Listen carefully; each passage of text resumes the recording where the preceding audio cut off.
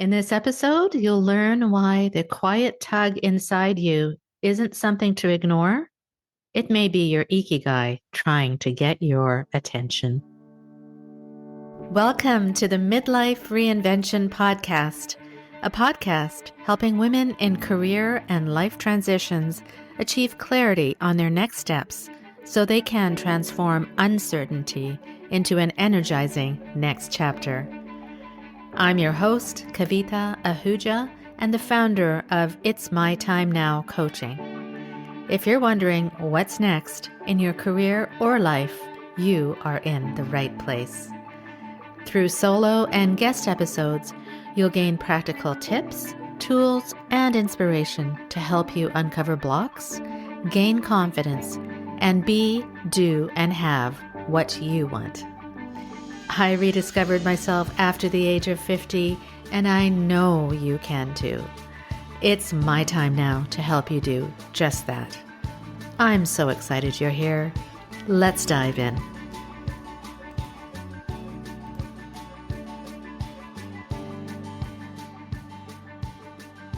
In this episode, you'll learn what Ikigai really is, how to find yours, and why the moments you feel most misaligned are actually pointing you towards your next chapter. If you stay with me till the end, I'll walk you through a simple way to start mapping your Ikigai, the exact process I use with my clients, so you can step into 2026 with clarity and purpose.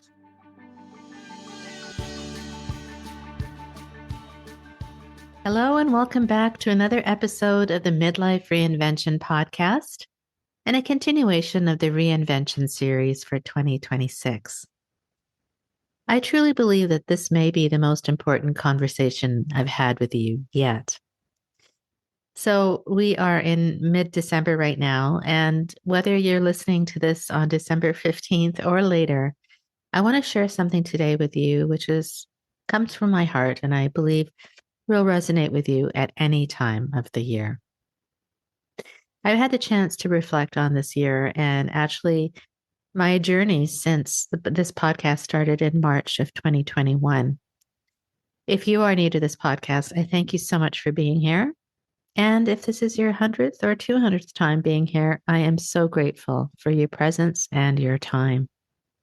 I have grown so much as an individual over these last 5 years, and as I've learned, I've tried to share my learnings and my insights and experiences with you, along with my wonderful guests. And as I continue to look towards 2026, I continue to search for those things that will mean the most to you. And when I searched for what that was and what were some of the most important topics for you, my listener, they continue to really revolve around finding our purpose in life as we go through career and life transitions. It's about finding that purpose, and it's also about how do we bring that purpose practically into our lives, especially when we're going through these transitions. Does that resonate with you? This is really universal, I found, and it's about how do we find that sweet spot where our strengths and our passions and our values and our contribution to the world merge. But I want to dig a little bit deeper because it's more than just purpose, my friend. It's about our reason for being. And that's when I decided to really delve into the topic of Ikigai. It's all about how we as human beings can match our skills, our passions, our values, and what the world needs into a life that will give us direction and meaning. If you haven't listened to episode number 109, which is entitled How to Find Your Ikigai or Reason for Being in Career and Life Transitions, go back to it after you listened to this episode. Because in it, I described the moment, which was many years ago, when I hit the snooze button on my alarm about 5 times before I actually dragged myself out of bed. And that was the trigger. That was when I realized my life was misaligned with who I really was. And since then, I have learned that truly that is what we all seek, that joy, that enthusiasm for life, which will make us jump out of bed to look forward to the days and weeks ahead. But when we lose that, we lose the zest for life, don't we? We become complacent, or we become bored or unfulfilled or unhappy. And we start to blame ourselves or others or circumstances. We dwell in negative or catabolic thoughts, which spiral us down even further. I have seen this every single time with every one of my clients. They come to me with feelings of discontent or unhappiness or burnout, anxiety, or feelings of failure or loss of hope, or just boredom in their lives because something in their lives or career is not aligned with their true inner being. I realized then that this is all connected. When we truly understand and celebrate who we are at our core, it leads us to knowing what our reason for being is. And when we know that, our life unfolds in beautiful ways. In episode 109, I discuss how years later, after that snooze button morning, I had a very different morning when I woke up refreshed with no alarm clock needed in Thailand, ready to face the world with excitement. And the reason? I had found my Ikigai, and it continues to evolve to this day. As I have delved into this further this year, I had the real honor and privilege to speak to Francis Morales, who is one of the leading thinkers on Ikigai and the co-author of the international best-selling book, Ikigai, The Japanese Secret to a Long and Happy Life. And during our interview, he said something that really struck a chord. It almost startled me. He said that, Kavita, one of the earliest signs that you're living out of alignment is that Sunday evening feeling, that quiet dread before the week even begins. And as he said that, I felt this kind of wave of recognition wash over me because that's exactly what I had lived for so many years. That dread wasn't about work or busyness or stress. It was about misalignment. A life that looked fine on the outside, but wasn't connected to who I really was. My interviews with him, and you can go back and listen to episodes 217 and 219 if you're interested in delving deep into it. Those interviews solidified for me that this concept is so important. When we ask questions like, what brings me alive? Or why have I silenced those parts of myself for so long? And the more I explored it, the more I began to see how often people in transition, especially who are at crossroads, begin to feel this discontentment, that moment when the life that they've built no longer feels like the life they're meant to keep living. And as I've grown into coaching with intention and experience and a lot of learning, I've started to notice patterns, which have been quiet at first, then really unmistakable. People aren't coming to me just because they want a career change. They're coming to me to rediscover themselves. And I'll give you some examples of real women who have come to me and how exploring the Ikigai has led to some remarkable transformations.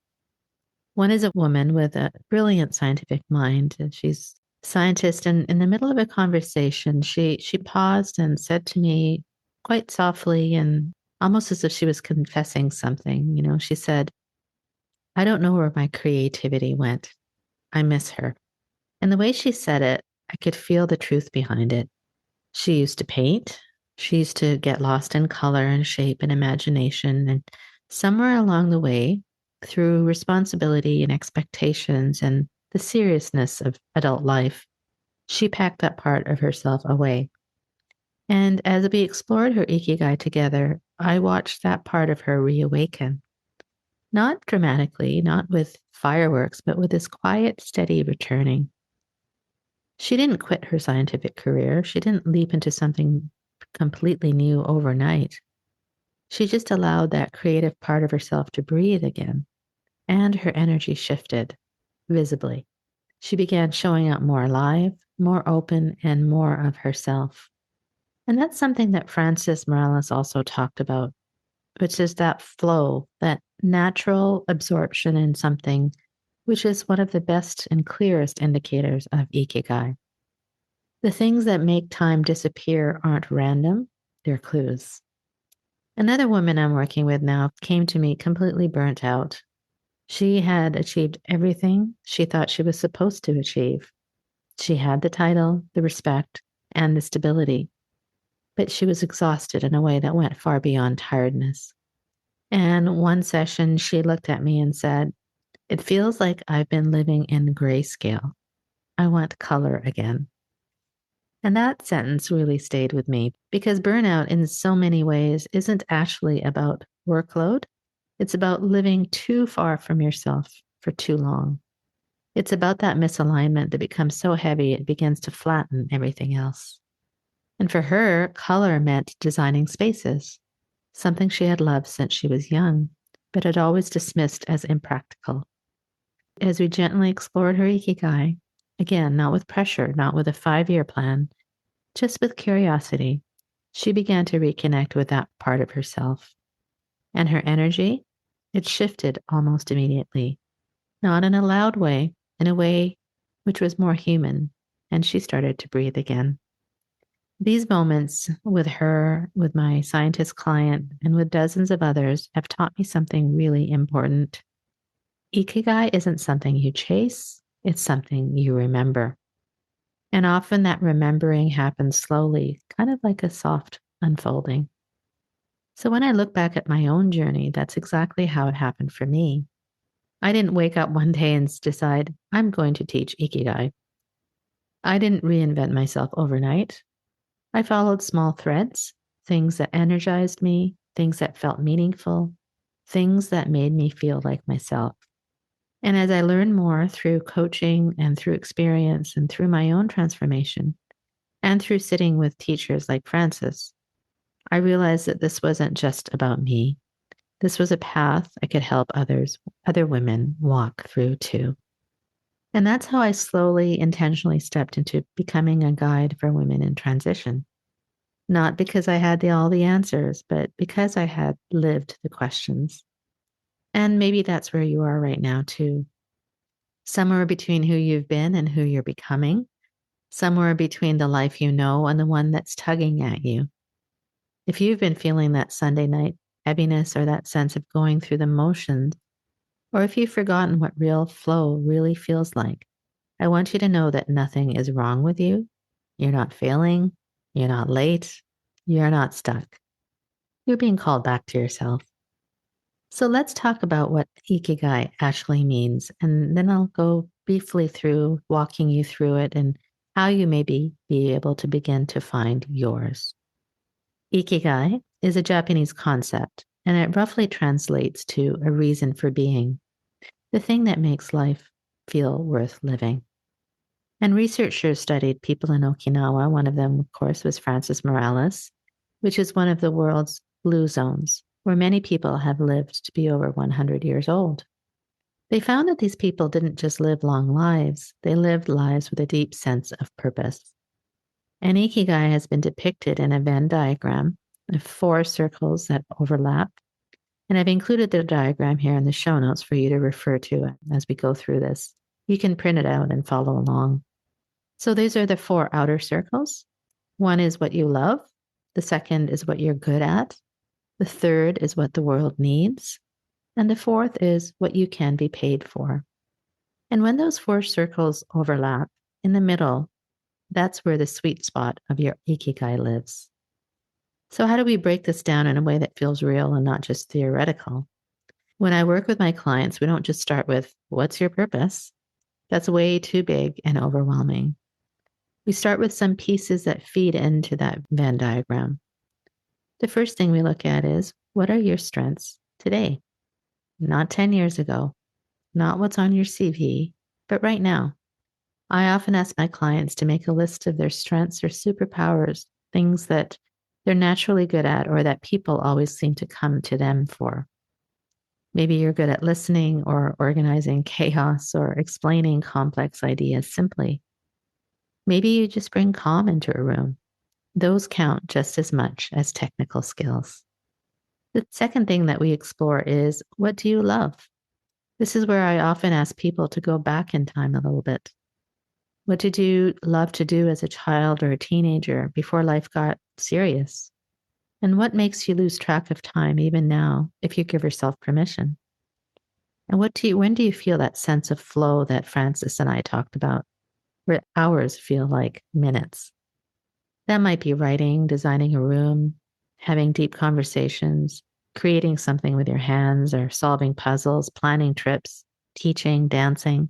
It's different for everyone. The third piece is to look at what do you value now and how do you want to contribute. These relate to those two outer circles, what the world needs and what you can be paid for. We ask questions like, who do you feel drawn to help or support? What kind of problems or topics do you care about? When you imagine making a difference, what does that look like? And practically, how could this fit into the real world? Could someone benefit from this enough to pay you for it? For me, when I did this exercise for myself, and I still revisit it regularly, the patterns became very clear. I love deep conversations. I love writing and speaking. I care deeply about people who feel stuck or unseen. I'm good at breaking down complex ideas into something simple and usable. And I discovered that my Ikigai is to help you find yours. And that's why I woke up refreshed in Thailand so many years ago. And this is the kind of thing you can start doing for yourself. You don't have to get it perfect. You don't have to know the final answer, but start asking yourself, what am I good at now? What do I genuinely love? What do I care about in this world? And where might those things overlap in a way that could bring me abundance? When you start to answer those questions, you're beginning to map out your Ikigai. And that's where energy comes back in. If you're living far away from that overlap from your Ikigai, you'll feel it in your body and your emotions, including burnout, apathy, that Sunday night dread Francis talked about. That's what we call catabolic energy, which is heavy, draining, and contracting. But when you move even a little closer to that center, when you start bringing back pieces of what you love, use your strengths in a way that matter to you, you'll notice that energy shift. That's anabolic energy. It's lighter and more hopeful, more creative. It doesn't mean life is suddenly easy, but it feels like more of your life. And that's what I've seen, not just in my own journey, but in the women I've had the privilege to coach. The changes on the outside might look gradual, which might be like a new project here, a course there, a shift in a role, a side business, a new creative practice. But inside, they feel like they've remembered who you are. So if you've been listening to these Ikigai episodes and they keep pulling you back in, maybe this is your invitation to take this from an interesting idea to something you actually sit with. You can print or draw that Venn diagram. You might take half an hour with a cup of tea and honestly fill in those 4 circles. And you might notice what surprises you. You might see a pattern that you've been ignoring. So let me know as we head into 2026, does this topic resonate and interest you? Do you want me to delve into it even more? You can easily send me a text or an email with a link in the show notes to tell me where you are now and what I can share, which will help you even further. And if you'd like someone to walk through this with you, the way I've done with so many women, I do offer an Ikigai discovery session where we explore all of this together, your strengths, your passions, your values, those little threads that point to your reason for being, especially in this next chapter of your life. It's not about forcing a big decision. It's about putting language and structure around what your heart has probably been trying to tell you for a long while. If that feels like something you're ready for, you'll find the link in the show notes. So as we move into a new year, my hope is that you don't ignore that Sunday night feeling or the snooze button mornings or the quiet tug inside you. Those aren't failures. They're messages, my friend. And Ikigai is simply one beautiful, practical way to listen. Thank you again for spending your time with me today. Take gentle care of yourself, and I'll talk to you very soon.